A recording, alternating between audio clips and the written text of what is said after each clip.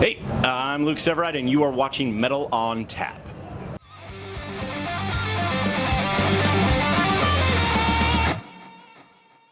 G'day everyone, it's Jai here from Metal on Tap, and I have a very special person next to me today. Would you like to introduce yourself to the folks? Yeah, I'm a special person. My name is Luke Severeid. I'm a comedian from the United States. And what brings you down to Knotfest? And this is, I believe it's your first international shows as well. Yeah, that's huge. That's huge. Yeah, dude, fantastic. I'm coming down here. I did a run of shows that kind of just paralleled Knotfest. A bunch of stand-up shows that were like under the umbrella of Knotfest, and with Destroy All Lines in Brisbane, Melbourne, and Sydney.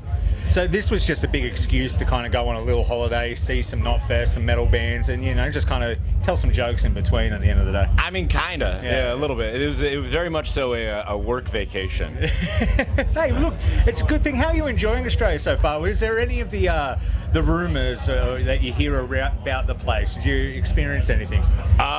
No. Honestly, I haven't actually had enough spare time to really like go around and do stuff. A couple things. I'm amazed at how chipper everyone is, and I think it makes sense because you're all like a 30-minute drive from the beach. It's kind of hard to be an asshole if you can dip your toes in some sand pretty quick. I haven't been able to see a koala yet. But maybe I have time tomorrow. What else? Wear protection. Yeah. Wear protection. I always glove up, dude. Nope. All right, not doing that joke. And and then what else? Oh yeah, I haven't found a toilet that actually like flushes in a way where I get to watch the water spin, because everyone's like, oh, it's a different hemisphere, it goes different. Because every toilet that I've used, like it's just this gaping maw that just Cookie Monsters whatever I put into it, and that's kind of a bummer. Yeah, we literally just try to suck it out of ourselves these days with those toilets. So the trick is you got to flush it while you're sitting on top to feel the experience. I'll do that next time. Yeah, I'm usually a stand and watch what I've done, go away kind of guy, but whatever, teach their own.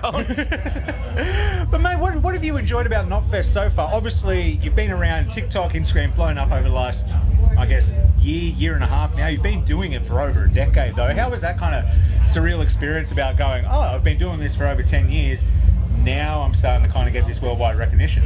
Yeah, it's I'm still in the middle of processing it, if I'm being honest. This whole trip has been very surreal, and it's kind of like hard to comprehend what's happening as it's happening. Like the fact that this is the third Knotfest I've done in the last week, and I've done these kind of interviews, and also I'm hanging out and just kind of bumping into people who I've listened to for years and just been like, okay, this is the new normal. And then also like having people come out to shows that are very intentionally coming to see me and wanting to like chat and wanting to have like a human moment after I've already talked to them for like 80 minutes in a row, and you're like, okay, like that's all pretty new. It's really messing with my low self-esteem, and that's kind of rude. Yeah, I know, right? You can't go sit and wallow in the corner going, oh, poor me, when am I finally going to break out? But also, like, the internet thing started popping about 2 years ago, but this is, like, the first bit where it actually feels tangible. Yeah. Everything else has been just, like, numbers on an app owned by a billionaire.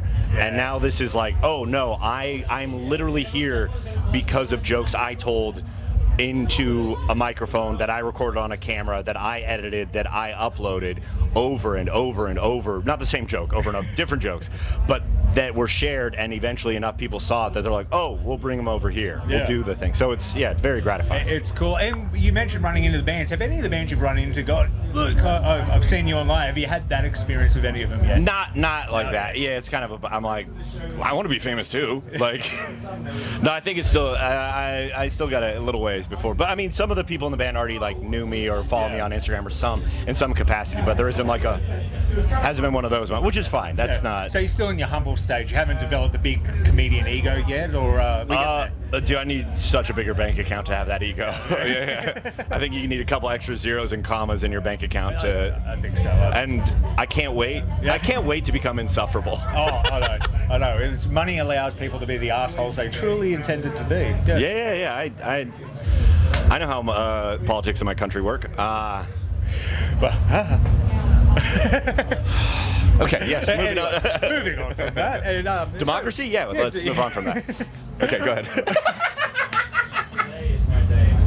We're not cutting that. We've got to leave it. Yeah. We've got to corpse it. I have thought about that. I was like, ooh, what new rules are going to get in the way of me getting home? But who here have you been excited to see so far, and who, because it is the last day of Knotfest in Australia, is there anyone you've missed out or anyone you want to revisit before you go home? Oh, kind of the early chunk of the lineup. That's why I almost was like, try to cancel all the media things, because I was like, I want to catch more of the show.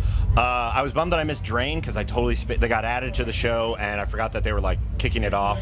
But usually by the time I'm done with the media stuff, I'll be able to catch some of Hatebreed, and then kind of the rest of it. I've enjoyed everybody, man. Yeah. It's like, to sound very, diplomatic, it's just it's been a great show, and also being able to, the two stages, like the back and forth, like that is so badass. You get like 60 seconds of downtime maybe, and then they're just kicking off immediately. It's absolutely incredible. It's one of the things, and they organise it so well for a festival to run So so well. smoothly. I think it's a big shout out to everyone at Knotfest and Destroy All Lines as well for what they do to the Well, and this is the third time I'm going to be able to watch. So like I've already watched it twice, and it's just like no hiccups. And then you're like, all right, man, they're moving and grooving. Are you going to join the Wall of Death for Slaughter to Prevail, or are you? Maybe. Yeah, I'll stand with you. Like I can be shield on one side. Don't you on the other don't side. fucking make me sound that. You're like, I'll protect you, baby boy. I need to. I haven't been in the pit much, mostly because I still got a bad. I'm 38 and I got a bad ankle, and I'm like, I don't. Oh, dude. So like, whatever, man. Like, 25 years is an insanely long period of time to have a band stick together. Yeah. And I do think that is very much like kind of telling of like my age, but it's just like, I'm surprised you guys lasted this long, to be honest. Yeah. I mean, Slipknot has had to, for very tragic reasons as well. But like, it is, lineup changes are inevitable. It's just, it is interesting. I'm excited to see what happens next, because I enjoy Mastodon, but like, not saying they got stagnant by any means, but it's just like, what is, like, I like the idea of having to like pivot.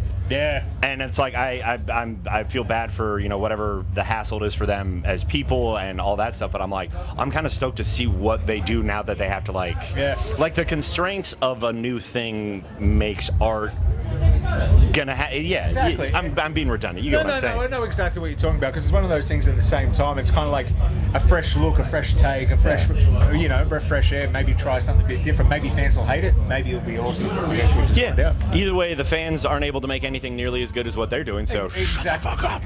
Exactly. Well, look, it's been an absolute pleasure to have you here today, mate. Is there anything you wanted to say to the folks watching?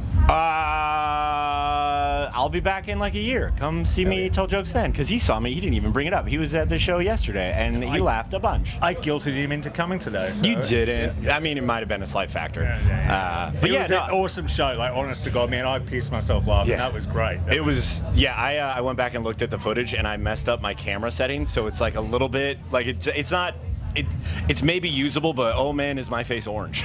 So just Bill Burr, was it Paper Tiger? The whole thing was in black and white, just black and white. The whole. I might do that. I might do a version of that. Although you could, orange is kind of in right now over in your country. So. Yeah, it is. Orange is the new fascism.